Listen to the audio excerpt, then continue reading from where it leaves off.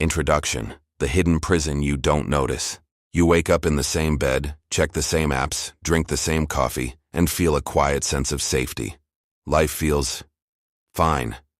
Not thrilling, not terrible, just safe. That safety is a trap. Comfort is seductive because it whispers, "You're okay here. Stay. Don't risk. Don't stretch." It feels warm, familiar, and harmless. But every day spent inside it quietly costs you your potential. The big dreams you once had, they shrink a little. The courage you used to feel, it fades. The world moves forward while you stand still. All because comfort convinced you to stop. Our brains are wired to avoid pain and chase ease. In ancient times, this kept us alive. Today, it keeps us small. The danger isn't that comfort feels bad. The danger is that it feels good enough to stay stuck forever. In this audiobook, we're going to break that illusion.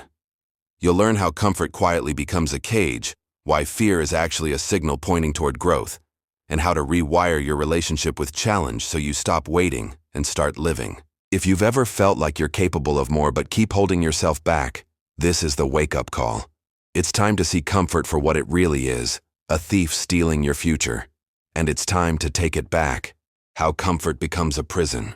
Comfort doesn't trap you in one big dramatic moment. It sneaks in quietly, one tiny harmless-looking choice at a time. You avoid the difficult conversation because it might feel awkward. You skip the gym just this once because the couch is warm and Netflix is easy. You stay at the job you secretly hate because looking for a new one feels scary and uncertain. At first, these choices feel small, even reasonable. You tell yourself, "I'll do it tomorrow. It's not a big deal. I'm just tired today." But each decision is like laying one more brick in an invisible wall.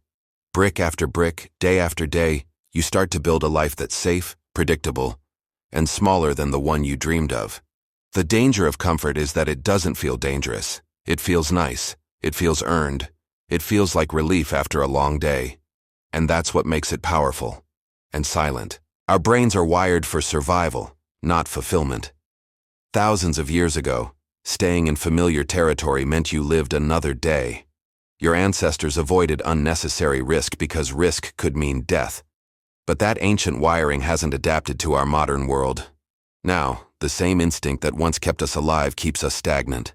The brain rewards easy wins, snacks, scrolling, binge-watching, checking notifications, because they're effortless and give quick bursts of dopamine.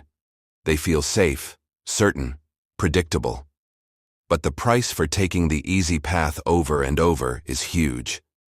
Your long-term growth, your self-belief, and eventually, your potential. Comfort slowly numbs ambition.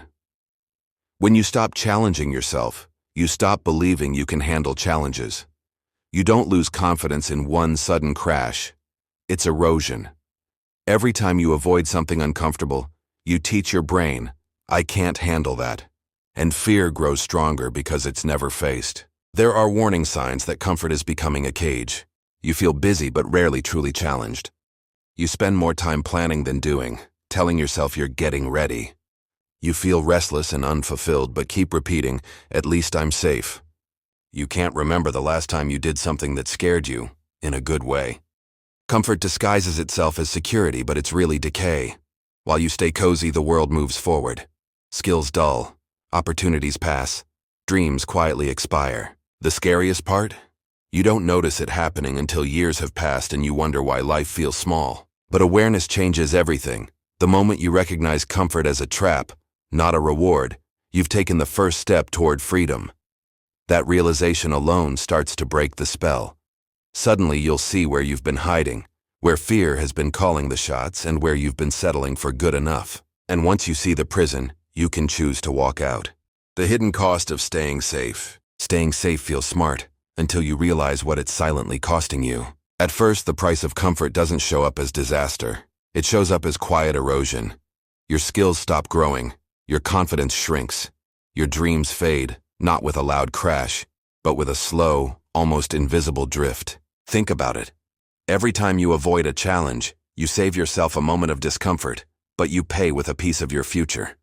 You avoid speaking up at work and protect yourself from rejection, but you also protect yourself from opportunity. You say no to a new project because it's scary, and unknowingly say no to growth, recognition, and learning. Time doesn't stop just because you're standing still. The world keeps moving. Other people are experimenting, learning, and stacking skills. While you play it safe, they're building the courage you're losing. Here's the quiet math of comfort. Each avoided risk of one less skill built. Each maybe later, daughter's less time left to try. Each safe choice. Fear gets a little stronger. Fear feeds on avoidance. The more you run from discomfort, the bigger it feels. Eventually, even small changes, a new class, a new job, a conversation you should have, feel terrifying because you've trained yourself to hide. And then comes regret. Not the dramatic kind, the subtle, heavy kind that whispers at night, "I thought I'd be further by now."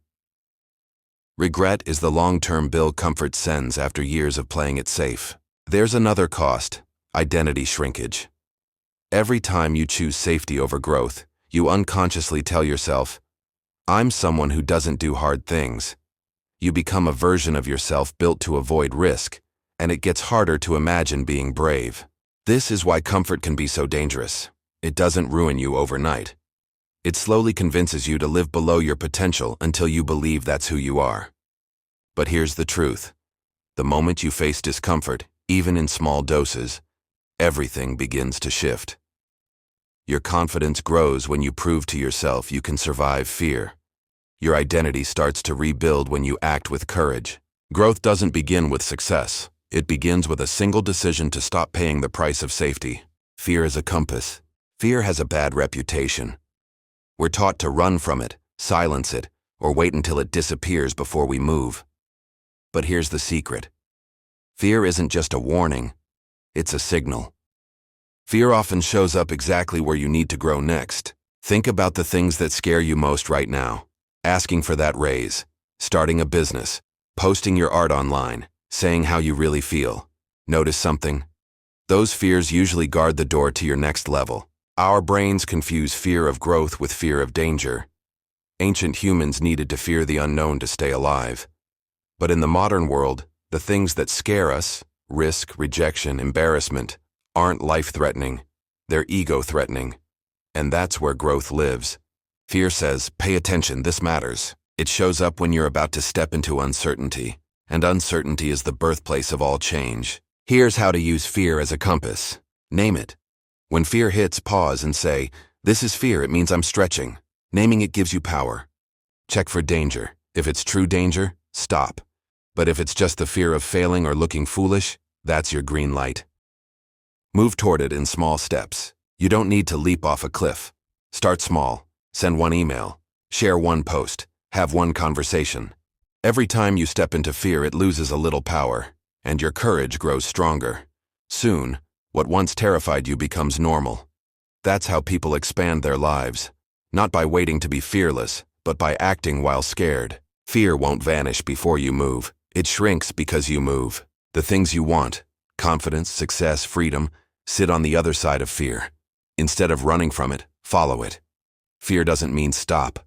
It often means go this way.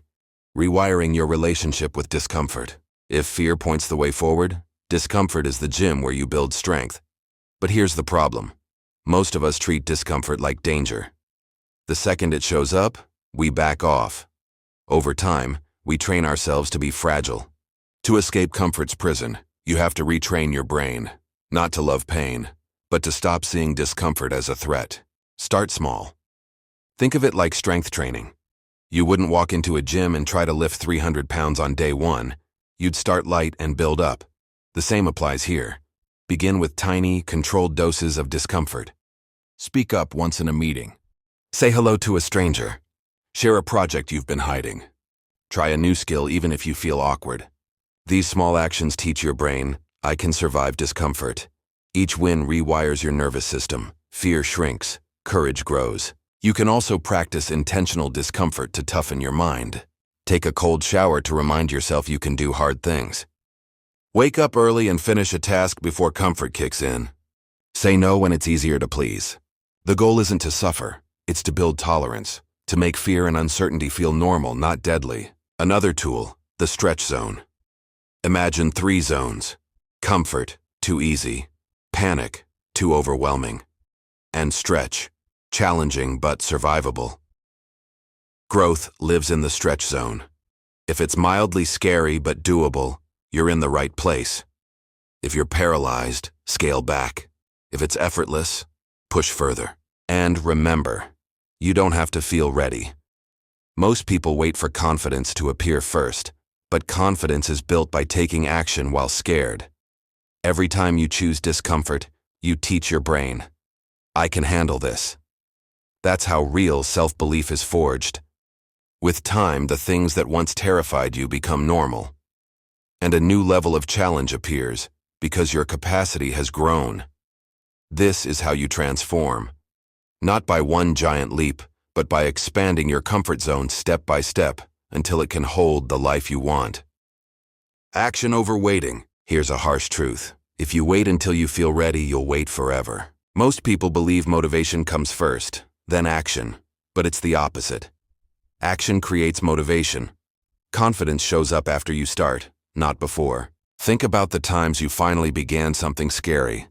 The first step was the hardest. Once you were moving, momentum built. That's how human psychology works. Motion reduces fear. Stillness feeds it. Waiting feels safe, but it keeps you stuck. You tell yourself you're preparing, researching, planning, getting things just right. But often that's fear wearing a clever disguise. It whispers, not yet. Just a little more ready, a little more certain. And years pass. The solution is simple but not easy. Start before you're ready. Start ugly, start small, start while your voice shakes. You don't need to launch the perfect business. Send one email, create one post, have one conversation. Don't try to finish the marathon, just run the first block. Each tiny action builds momentum and proves to your brain, we're doing this. We're not dying. It's safe to keep going. Another trick, set ridiculously small entry points. Want to write? Open a blank document and type one sentence. Want to work out? Put on your shoes and stretch for 2 minutes. Want to change careers? Spend 10 minutes updating your resume. The hardest part is breaking the stillness. Once you move, motivation follows. And here's the thing, you'll fail, you'll mess up. It's part of the process. But every failure gives feedback. Failure isn't fatal, it's fuel. Each misstep teaches you and builds resilience. Waiting for perfect conditions robs you of progress.